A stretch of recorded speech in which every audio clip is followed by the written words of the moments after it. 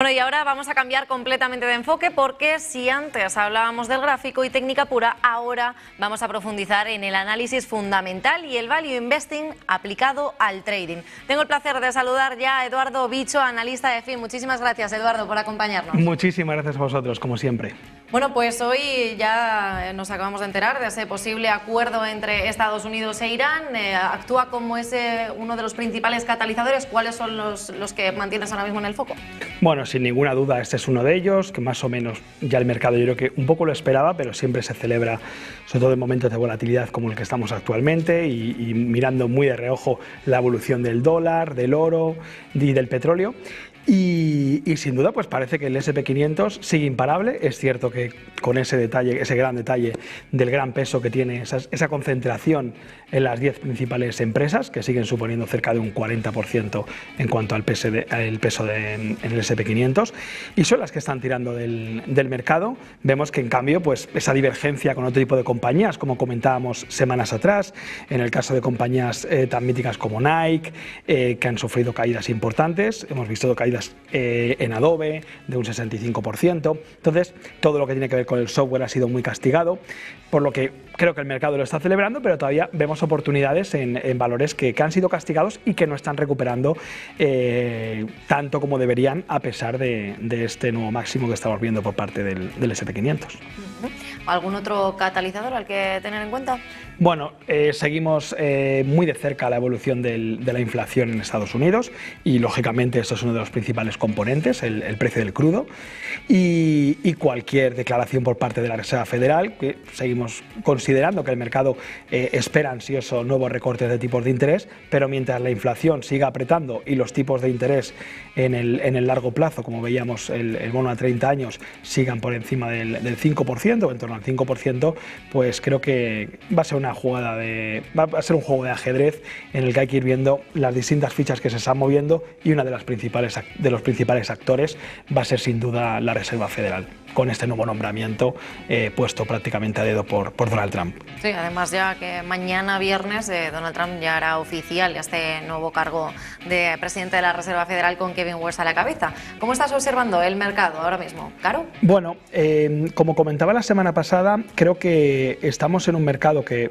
históricamente está caro en cuanto a valoraciones. Hablábamos del famoso indicador de Warren Buffett, en el que vemos que está en niveles históricamente altos.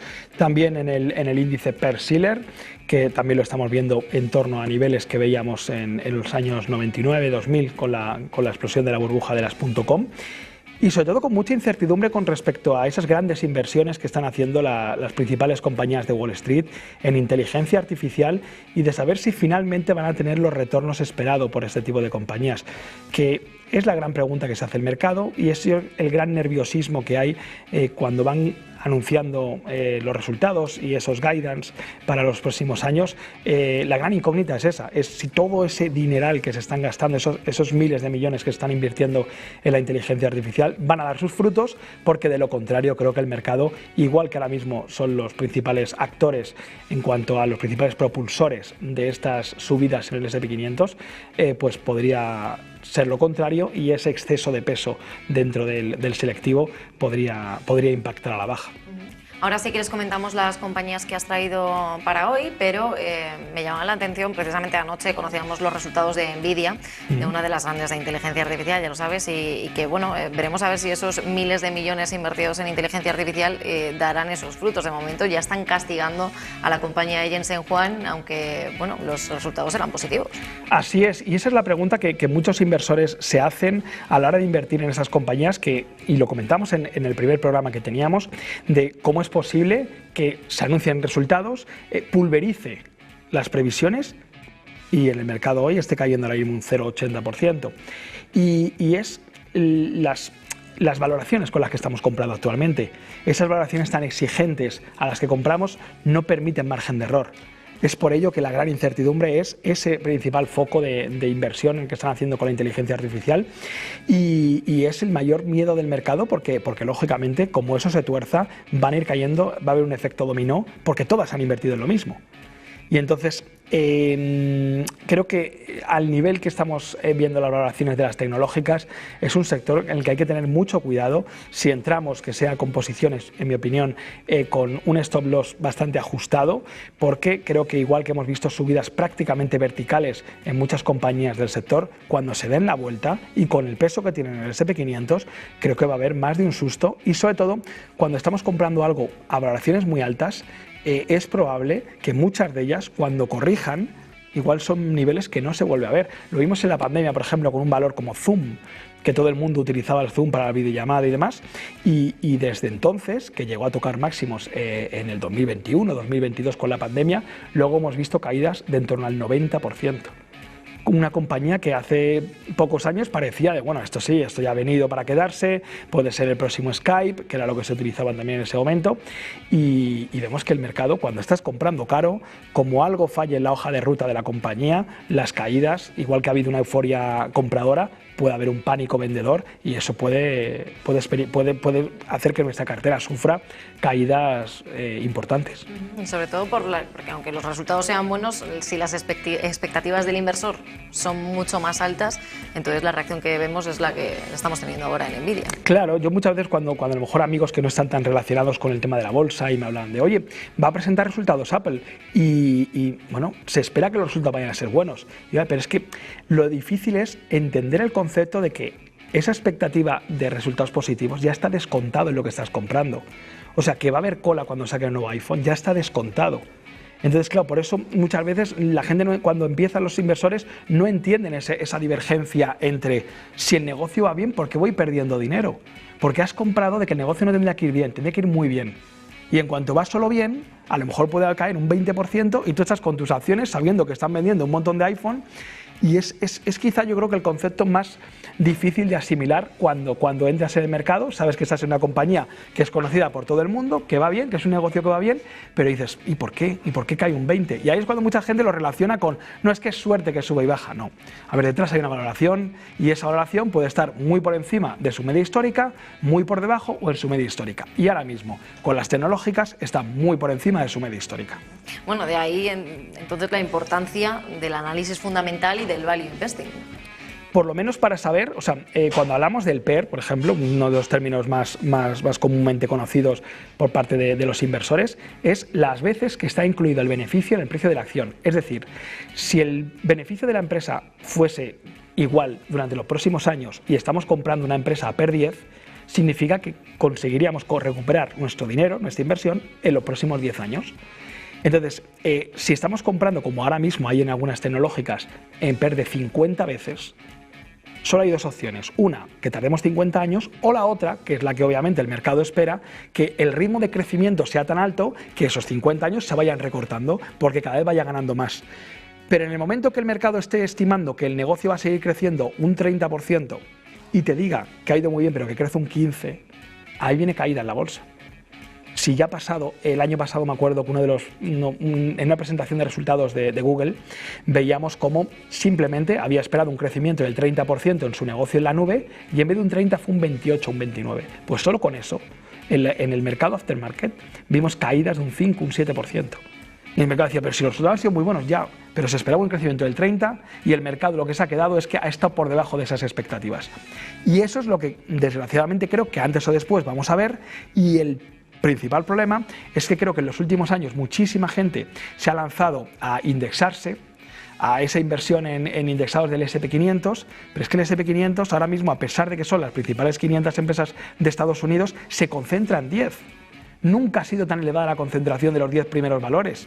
Entonces, con que caigan 3 o 4, vas a ver caídas importantes, porque igual que ahora se están viendo subidas en vertical, cosa que no es nada común en un índice como el S&P 500, con la envergadura que tiene y la capitalización que tiene, está manejada por un puñado de empresas. ¿Crees entonces que la inteligencia artificial está creando esa burbuja, sobre todo de cara a esas 7 magníficas? Podrá durar el tiempo que dure, pero creo que muchísimas empresas que están subiendo simplemente por ese efecto contagio de la inteligencia artificial, obviamente nadie duda que la inteligencia artificial ha venido para quedarse. Igual que cuando fue la burbuja.com, nadie ponía en duda que el Internet había venido para quedarse.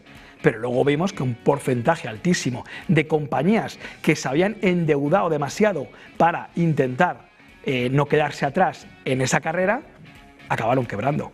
El ejemplo que tuvimos en España, por ejemplo, fue Terra, que llegó a 100 y pico euros la acción y acabó quebrando a los años. Decían, pero apostó por el Internet y el Internet ha ido muy bien, sí, efectivamente. Pero creo que por eso es tan importante el tener ciertos conocimientos simplemente para saber eso, a qué valoraciones, entender a qué múltiplos estamos comprando, cómo de bien tiene que ir la compañía para que justifique el precio que nosotros hemos comprado. Y por eso cuando ya empezamos a aprender de value investing, lo normal es hacer varios escenarios y decir, vamos a poner un escenario que no crece, vamos a poner un escenario que pueda haber recesión en Estados Unidos y que las ventas caen un porcentaje. Y entonces tú, en base a tus escenarios, puedes hacer un precio medio y decir, vale, pues creo que en el peor de los casos la acción tendría que estar en 30 euros y ahora mismo está en 35 o está en 25. Y en base a eso, por lo menos vas a estar un poco más tranquilo a la hora de no depender tanto de, bueno, han sido buenos, a ver si sube o baja. Cuando ya tienes ese control, más o menos en cuanto lees las primeras líneas de los resultados y el guidance, ya dices, bueno, pues el mercado se lo va a tomar bien, se lo va a tomar mal, y en base a eso, pues tienes un poco más el control de tus decisiones, sobre todo cuando son inversiones de medio y largo plazo. O sea, lógicamente, lo que hablábamos otro día, si es trading, te da un poco igual. Me refiero, si vas a comprar y vender en el día o en 30 minutos, te da un poco igual los fundamentales, el tipo de activo que sea, sobre todo si a cierre de mercado vas a estar fuera de la posición. Pero bueno, si tenemos una inversión value y un horizonte de inversión de medio y largo plazo, creo que es indispensable saber dónde tenemos nuestro dinero colocado. Sobre todo, sí, de cara a construir esa cartera que sea más a medio y largo plazo, ¿no? El otro día estábamos hablando de sectores como los que se dedican al software, al hardware también. ¿Qué sectores estáis vigilando ahora? ¿Cuáles te parecen interesantes? Bueno, por ejemplo, el otro día comentábamos el caso de Adobe, que hemos visto cómo sigue haciendo un suelo. Me he traído hoy el portátil para que veamos un poco los gráficos que comentamos el otro día. Vemos que sigue haciendo una formación de suelo. La principal resistencia estaría en torno a los $260 y el principal soporte en torno a los $230. Hemos visto como también inversores de renombre, como por ejemplo Michael Burry, se ha posicionado y lleva 2 trimestres consecutivos comprando títulos de esta compañía de software. Y de momento no se ve claramente que la inteligencia artificial haya dañado tanto el negocio como para justificar caídas de en torno al 65%. Además estamos viendo como toda la inversión que está haciendo Adobe sobre inteligencia artificial, sobre todo con Firefly, está siendo positiva, está haciendo crecer el ticket medio que tiene por usuario, ya que está consiguiendo complementar perfectamente para su usuario la inteligencia artificial mediante esta nueva IA. Y yo creo que está siendo injustificado el castigo y que antes o después puede ponerse en precio. Estamos hablando de que estamos una compañía que cotiza a 10 veces beneficio, ha anunciado una recompra de 25.000 millones de dólares de aquí al 2030 y considero que está en niveles que pueden ser interesantes de compra, por lo menos que la valoración justifica la entrada en los niveles actuales. Es cierto que aquellos que sean análisis técnico, bueno, pues ven que está haciendo un canal lateral, puede tratarse de un suelo, puede tratarse de un canal de consolidación, pero lo que está claro es que aquellos que vayan puramente por el técnico, si perdiese la zona de los $230 tendrían que aplicar el stop loss, pero considero que está a niveles interesantes para tomar posiciones. La mantenemos en cartera. Sí. Y hablábamos también de compañías en el sector textil, como por ejemplo Nike. ¿Cómo lo estás viendo ahora? Bueno, pues Nike vimos como ha rebotado desde el suelo. Vamos a poner aquí el gráfico para que se vea un poco más en grande. Hemos visto cómo volvió a acercarse a la zona de soporte de los $42. Ayer tuvo una muy buena sesión con subidas superiores al 4%. Hoy parece que, a pesar de haber corregido un poco en apertura, ya está subiendo en torno a un 0,50.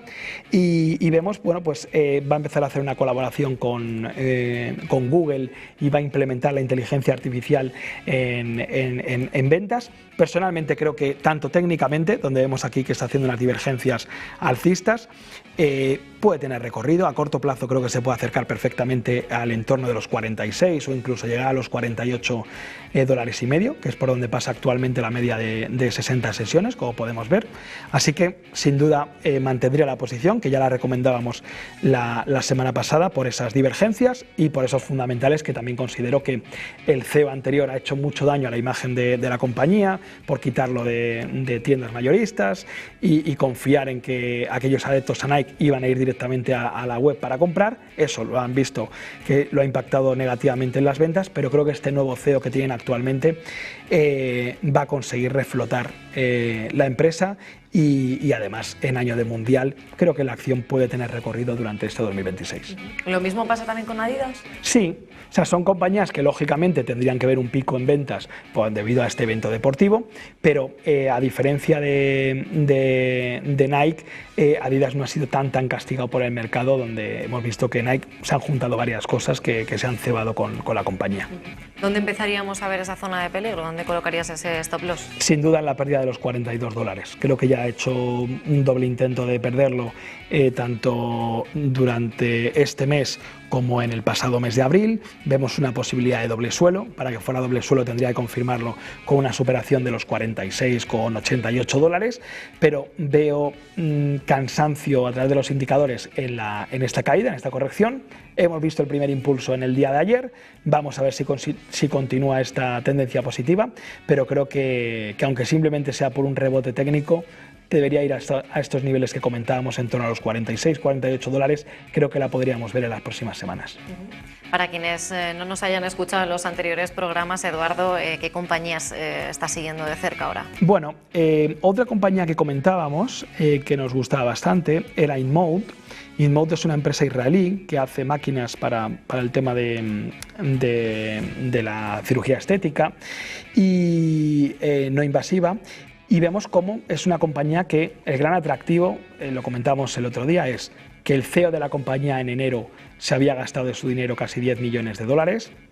Luego, posteriormente, que es una compañía que vale en bolsa 900 millones y que tiene actualmente en caja unos $533 millones.